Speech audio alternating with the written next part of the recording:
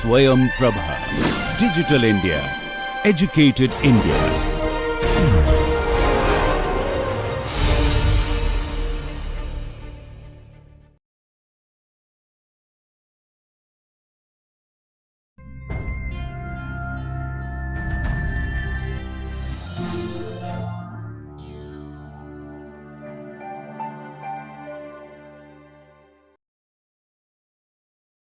Welcome to class. Today we are going to talk about varieties of language. And why there is a need to talk about variety of language? The fact is that we have so many nomenclature and names of the language we speak. We know them by virtue of a variety of names. Are they different? Are these names stand for something different? Or are they represent the same thing? So do we have multiple names of the same thing? So you can say tongue, you can say, language, you can say dialect, you say pidgin, you say Creole, you say vernacular, and many other names. Are they same or different? Or are they related? Or are they different categories? This question arises because most of us confuse them from one with the other. And though we have already done a detailed discussion on each of these varieties, each of these names, the way we call them. But what I'm going to do today, I'm going to put them all in single lecture, and very briefly, we will not get into details of each of these, but I will tell you the crux, the brief explanation of these terms that we assign to different varieties. So be it language, be it dialect, be it sociolect, be it regional dialect, be it register, be it style, be it lingua franca, be it pidgin, be it Creole. So a lot of names of, in quotes, the same thing. This is what we are going to do today. We are going to talk about varieties of language. If you look at Ferguson 1966, he did a linguistic classification of these varieties. And he assigns value in terms of prestige, denoted by P, and vitality, denoted by V. So if you have positive P and positive V, you can have negative P but positive V. You can have negative V but positive P. You can have both negative P and V, both are negative. So depending on these values, Ferguson 1966 classifies these varieties. Some of them are here, like vernacular. What is the vernacular? And you can see the P value, the prestige value of a vernacular is negative, low. However, the vitality, the expectancy or the potential of language to survive for a longer time, because a huge number of speakers speak it. So the vitality is positive. Prestige, it is lower on prestige but higher on vitality. And what is it? It is a non-standardized. In quotes, every time I use this term standard, I have reservation, because it's an artificially assigned value to a particular variety because of socio-cultural contexts and institutional decisions and support. Every dialect, every variety has the potential to become standard language. But the process of standardization is external to language. We assign this prestige value. In order to understand the process of standardization, you can watch the video on the same theme, and you can know in detail the process, how we go about standardizing a particular variety. So Coming back to vernacular, it's a non-standardized native language of speakers of a speech community, and acquired at home as first language by young children. And because it is non-standardized, the domain of use is limited. It has low value in terms of prestige, however, high value in terms of vitality. The second variety is standard variety, standard language. And if you look at standard language, the prestige value is very high. At the same time, vitality value is very high. And the reason is that it has institutional support.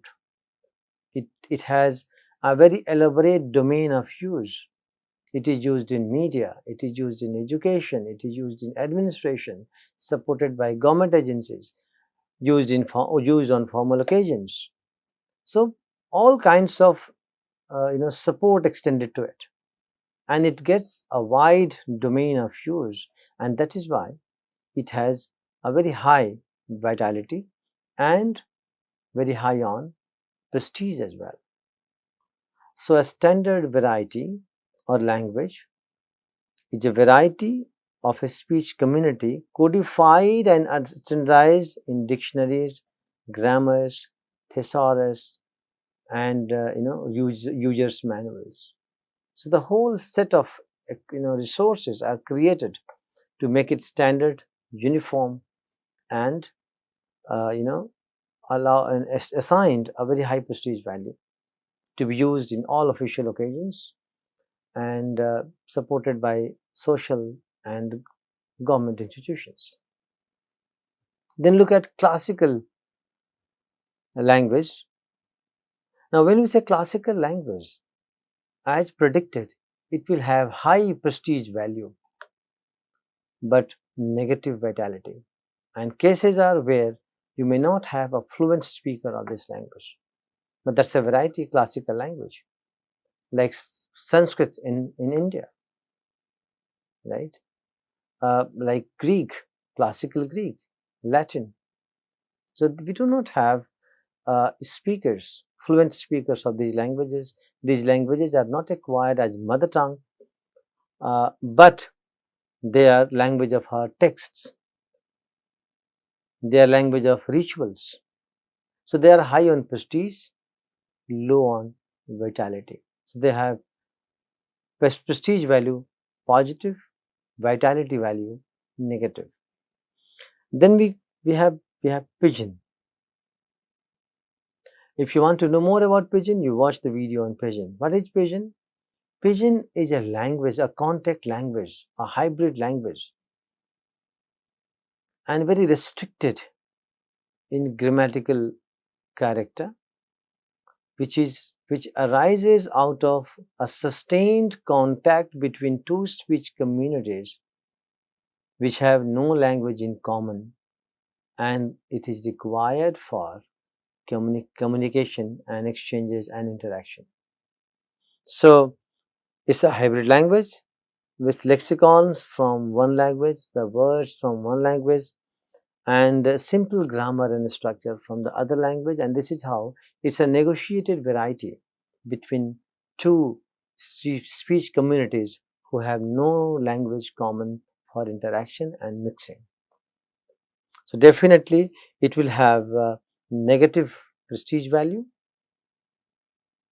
because nobody owns it as mother tongue, and it will have very negative vitality because it's not going to sustain for a long time. This variety, it has to change. And the extended pidgin is called Creole. So what is a Creole? When the extended pidgin, when the pidgin extends its use, domain of use and influence, the vocabulary of this variety becomes very rich. The communication function expands, and little social value assigned, prestige value assigned. And a time comes when the next generation starts acquiring it as mother tongue. And then that extended pidgin, which is acquired as mother tongue by next generation, is called Creole. So predictably, you will have, plus minus vitality. Why plus minus vitality? It will be negotiated, and depends. Some of the Creoles still survive because of trade, contact, and migration and colonial, outer. We have many European languages based Creoles all over the world, English based Creoles, French based Creoles. So if you want to understand Pidgin and Creole, you should watch the video that we did on Pidgin and Creole and birth of a new language. But this is the classification by Ferguson 66. So you have vernacular, you have standard language, you have classical language, you have a Pidgin, you have a Creole. Right? So the varieties, because of the mobility and mixing of population throughout the history, we have instances of continuous language contact. So this continuous long language contact, when the communities come in contact with each other, it does have influence in both the directions. So both of the varieties which come in contact, both of the groups of speakers who come in contact, and this contact is sustained for a longer period of time, is going to have an effect, an influence in both the directions. So causes and effect of language contact, what happens? It may create language extinction and death for because of shift into other language. So it may result into language shift, where the speakers of one language shift to another language, and subsequent generations start acquiring a new language as their mother tongue, and their original language is lost. So they have shifted to another language because of migration and other socio-cultural reasons. What is language maintenance? Language maintenance in a contact situation where the community or the speakers try to maintain the language, the linguistic structures and cultural practices, and they also acquire the dominant or majority language in that case, but they also maintain their own language, the minority one. So they become bilingual. Another cause and effect for contact is pidgin, birth of a new code, linguistic code, which is very rudimentary in nature, very basic, and it fulfills a very basic communicative need. So pigeons are born, pigeons are created. When these pigeons are extended because of their extended social functions, they fulfill a lot of other communication needs. The domain of influence expands. They are called extended pigeons, and an extended pidgin can be acquired as mother tongue by the next generation, coming generations, and that becomes a Creole. So Creole is an extended pidgin acquired as mother tongue, right? And this is how a new language is created. It all starts with language contact, then rudimentary structure with very limited number of words and a very restricted communication function. But later on, gradually over a period of time, the vocabulary gets richer because of extended social functions of the language, of the code, and also sentences get complicated and longer. So we have syntactic richness, we have lexical richness, extension in the social function, and extension in their domain of influence. That is called extended pidgin. This extended pidgin later on is acquired by subsequent generations as their mother tongue, and this is how a new code, a new language is born called Creole. Then, because of contact, we also have lingua franca.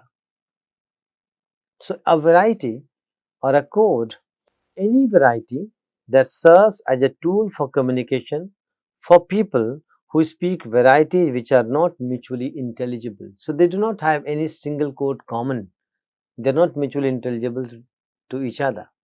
In that case, two things can happen: either pidgin is born or a third language is used as a lingua franca, as a code to negotiate. So, it's a negotiated linguistic code in a situation, sociolinguistic situation, where two communities or two groups of people meet and interact and sustain contact for a longer period of time without any language in common. So that variety is called lingua franca. And lingua franca, for example, English is lingua franca uh, in most of the regions where Hindi may not be there in India, right? English becomes lingua franca when we go and travel Europe. You may not know Spanish, you may not know French, you may not know German, but because you know English, it works as a lingua franca for you to go to tourist destinations in such locations in Europe. So lingua franca is a code or a language. Any language can be lingua franca in any social linguistic situation. It's not a typical different variety, but the function of a particular language, which is a negotiated acceptance between two communities or two sets of speakers where no language is common. English is lingua franca in some regions, French is lingua franca in some regions, Hindi is lingua franca in most part of the country. So when you go to northeast, go to Manipur, go to Arunachal, go to Mizoram, and even if you don't know English, you know Hindi becomes lingua franca. So Hindi is primarily located in north, but in south, in east and west, wherever you go, it becomes a lingua franca for those people who do not have any language in common. Uh, so this is what I was talking about. Swahili, for that matter, in many African nations like Tanzania and Zaire, is a lingua franca. English in several multilingual societies and tourist destinations, in scientific communities, in trade and commerce, English is lingua franca, right? Now, vernacular, we just talked about another variety, a non-standardized native language of a speech community, and there are four defining characteristics. Uh, I have listed five, but one or two are overlapping, so don't go by the numbers. But these are the defining characteristics, like lack of codification and elaboration. Of course, if you recall what we discussed in our standardization process, selection, codification, right, elaboration, acceptance, four stages, right?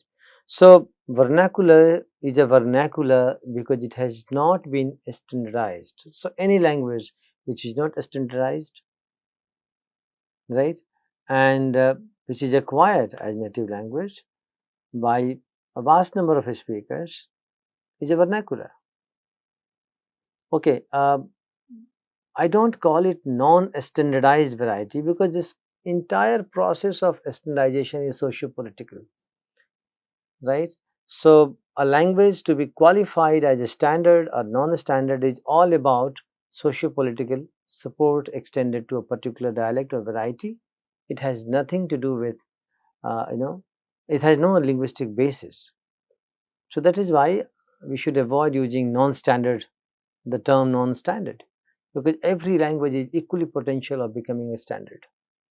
The only thing is that it's a historical development in the history of a language, or it is a political intervention, social intervention, where institutions and statutory bodies make deliberate attempt to standardize a particular code, particular dialect, and it becomes standard language. So a language which is spoken at your home, it has functional restrictions because it's not language of media, it's not language of you know print media, it's not language of texts. We hardly have printed resources. So that variety is called vernacular.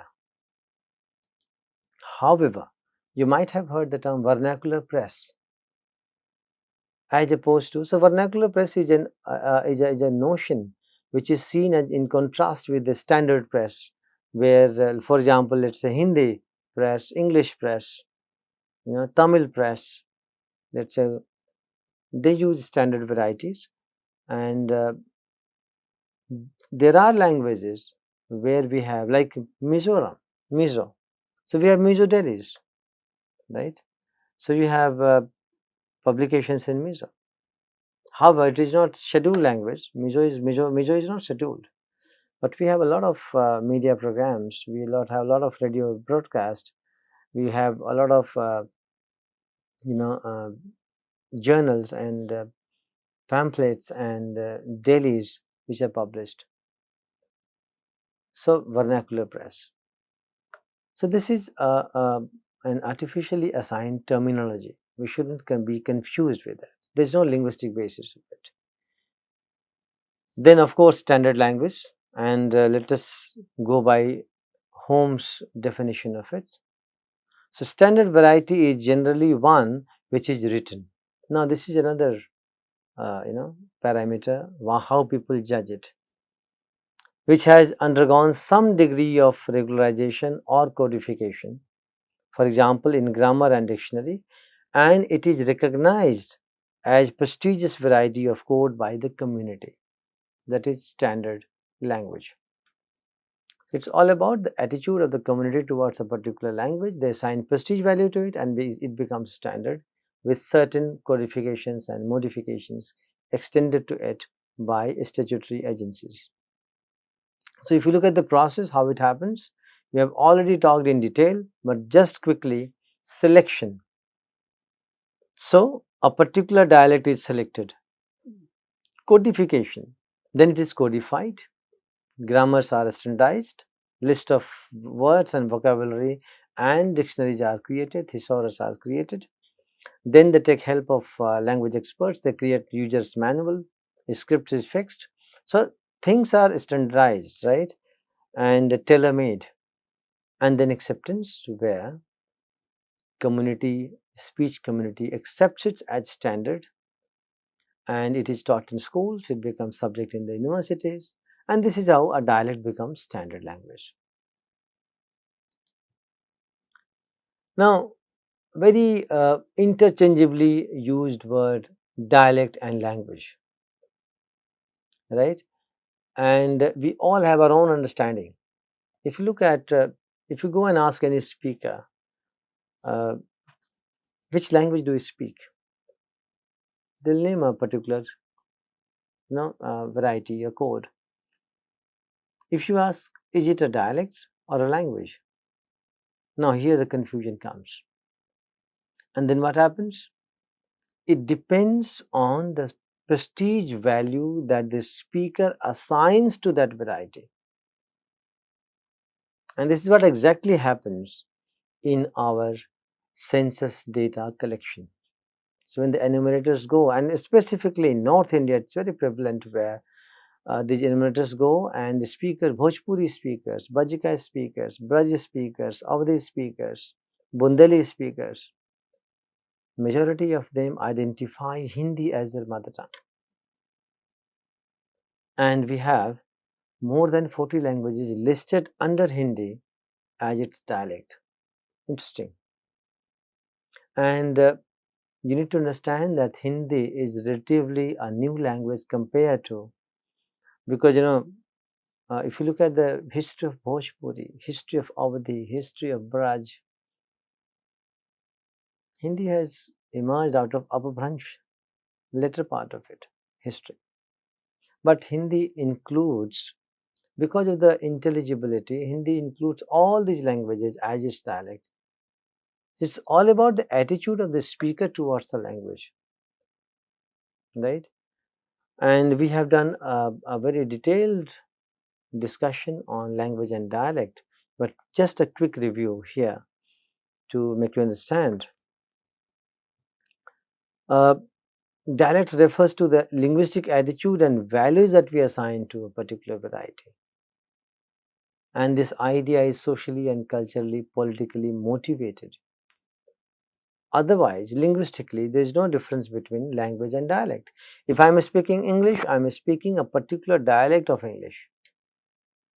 So nobody speaks the language. We all speak a particular variety, a particular dialect. If you are speaking Tamil, which Tamil are we talking about?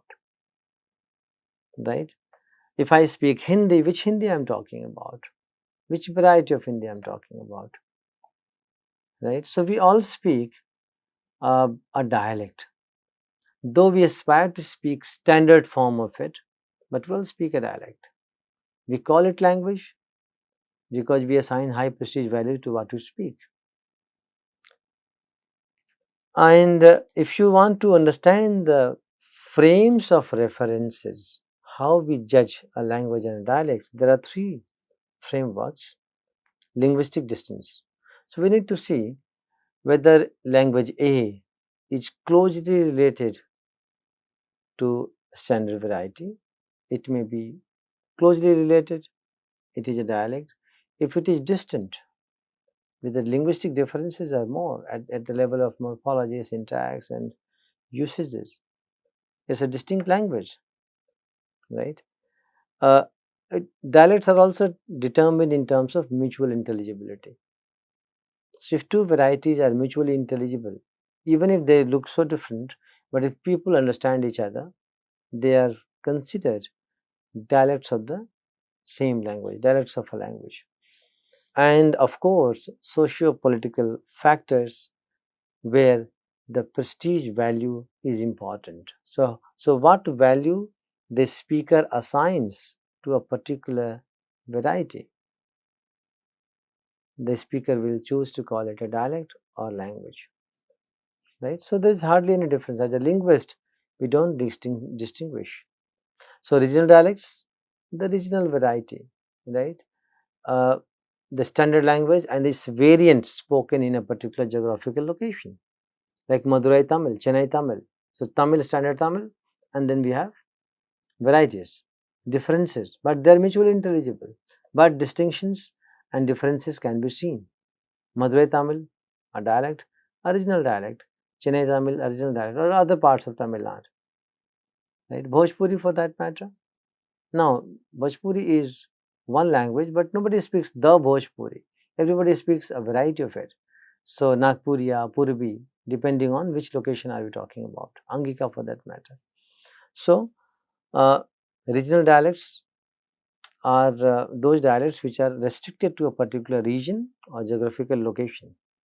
So, a variety of language which is restricted to a particular location is called, particular geographical region is called regional dialect. Then sociolect. So, within the same speech community, a particular social class speaks a particular, a particular variety. So, same language, but with but some differences in terms of lexical choices, in terms of some syntactic structures, expressions. So that you find differences, and these differences are associated with a particular social class. Sociolect, right? Uh, then register. This is also a very widely used term. So registers generally denote specific ways of speaking associated with particular profession and social group. So it's not a distinct language. It is a variation which is restricted in a particular domain. So I am speaking Hindi, but if I am giving a speech, right, let's say on any topic in physics, I'll be speaking Hindi, but I will use certain words which are not used in common everyday life, common expressions. So, a very niche and categorized expressions used in a particular profession. So, science has its own register, irrespective of the fact that I'm an English speaker, you are also an English speaker. but you do not speak English the way you speak in the streets, and the way you speak while giving lecture on quantum physics. So you'll be using a different set of jargon, technical words, expressions which are not commonly used, right? So you have religious registers, you have scientific registers, you have legal registers, you have commercial registers. You might have seen airport railway announcements. They're frozen, right? Similar announcement everywhere, all everywhere. Particular style, a particular uh, set of words. And telephone as operators, call centers, the way they talk, they have their own register. So such professions and domains of use also determine what variety are you going to use of the same language. So that's not a dialect, that is not a different language. It is domain specific, a specific user centric use of language called register. And then finally, style. Style refers to degree of formality, right? And you might have noticed when you talk to your friend, your style is different. When you talk to your father, your style is different. When you talk to a teacher in a classroom, your style is different. When you talk to the same teacher in a market, style is different. So a style refers to degree of formality, the setting and occasion when you speak. So when are you giving public lecture like our leaders, they're less formal. But when you are doing casual conversation with friends and family, very informal.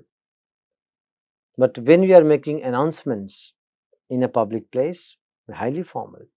If you are performing a religious ritual, highly formal. So degree of formality determines your style. Is it formal? Is it informal? Is it highly formal? Is it less formal? Highly informal, less informal, casual.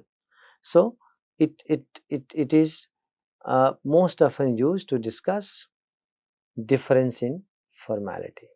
So these are some names associated with the variety we speak, the code we have, the language we speak, and they are all overlapping.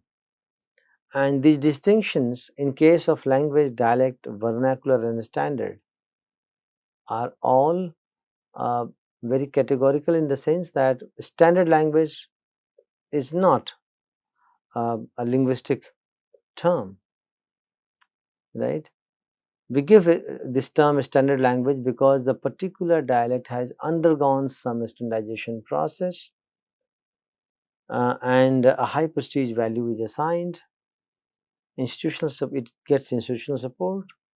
So it is not superior to any other dialect which is not standard. Language is not superior to vernacular.